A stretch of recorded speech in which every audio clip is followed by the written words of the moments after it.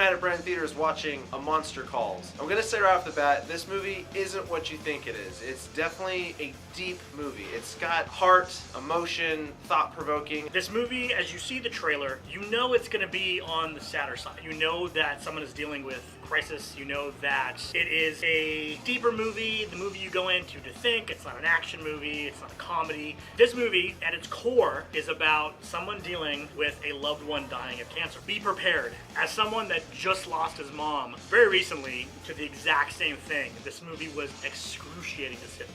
Very well done movie. You may think it's whimsical, but it is actually not very whimsical at all. And it takes a very mature theme and looks at it through the eyes of a child. Not your traditional summer blockbuster with trees that are beating people up. This is a more personal, emotional story. I found it to be extremely well written. I was actually a little surprised at how honest and truthful the movie was, eschewing the normal here's the good guy, here's the bad guy, things to work out for the best, and everybody has a happy ending. Very well told story-wise. The kid actor in this, oh my god, dude, like, Lewis McDougall. I guess you were in Pan. I didn't recognize you in that one, so I apologize for that because I didn't really like Pan. Lewis McDougall does an amazing job in this film. He outacts most adult actors I've seen. For him to go on this emotional journey at his age is totally amazing. Shout out to him for that. There's incredible acting in this film. I was super impressed with the young child who is the star of the film. Of course, Liam Neeson is the voice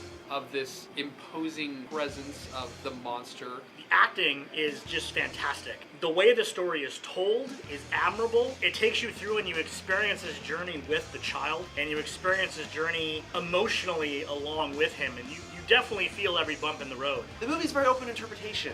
So when you're watching this movie, there are some things that are fact, and there's some things that you could take any which way that you want, and there's no right or wrong answer to that. By the end of the movie, me and Mike, he had his idea, had my idea, and that's what I loved about it, is we both had our own idea of how the movie ended, or the overall nest of the story, and neither one of us is wrong. A nice thing with movies, sometimes they can do that. Things don't turn out exactly like you might expect, and yet you still know a little bit about what is going to happen. That's part of why this movie had a strong emotional effect on me. I knew the reality of the situation. I knew what was going to happen. You just don't know the specifics of how things are going to happen exactly. On an emotional level, I find myself questioning what this movie gives the viewer.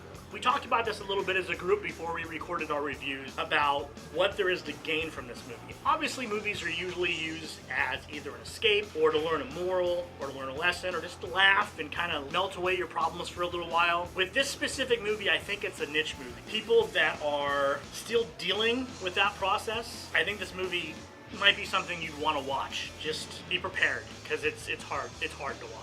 The movie does touch on some specific things. The kid does get bullied. I've been bullied myself. Monster shows up, gives some amazing tips and whatnot, and that's kind of how the movie is this kid deals with certain things of his life that are impactful, emotional. The monster shows up, does his thing, and this is kind of like the kid is confused as to why the monster is telling him these things, but then at the end of the whole thing, it all makes sense. Movie for me, starting off with a bang, I'm giving it a 10 out of 10. Absolutely loved it. This movie's really well done. I give it a 10 out of 10.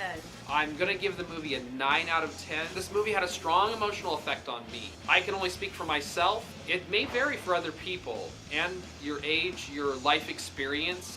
I was moved, I was impressed. So I'm going to give this movie a 10 out of 10. What I feel it's trying to accomplish and the journey it's trying to explain and help people through, I think it does an excellent job. I think it gets it at a very deep level, but man, is this movie hard to watch. Go in with a box of tissues, go in just ready for an emotional journey. Go on ahead and favorite this video, like it, by hitting that subscribe button. You get more reviews like this. We are starting a new thing where every week we're going to give you a throwback movie that's been out for a while. Maybe we didn't do reviews because I know we didn't do reviews back in the 90s, 80s, etc. So we're going to try this weekly thing, let you guys know what we thought about movies, because we're going to watch them concurrently now to see how they hold up, etc., etc. So be on the lookout for that. It's throwback stuff, get stuff like that, unboxing videos, other short films. They are coming, I promise you. Question for you this week: what would be your favorite Liam Neeson movie? I really don't know what kind of other question to ask for it, but Liam Neeson is in it. There it is for you. For me, it's Chronicles of Narnia. The fact that he's the voice of Aslan, love it. Remember guys, you heard it here at The Source. See you next week.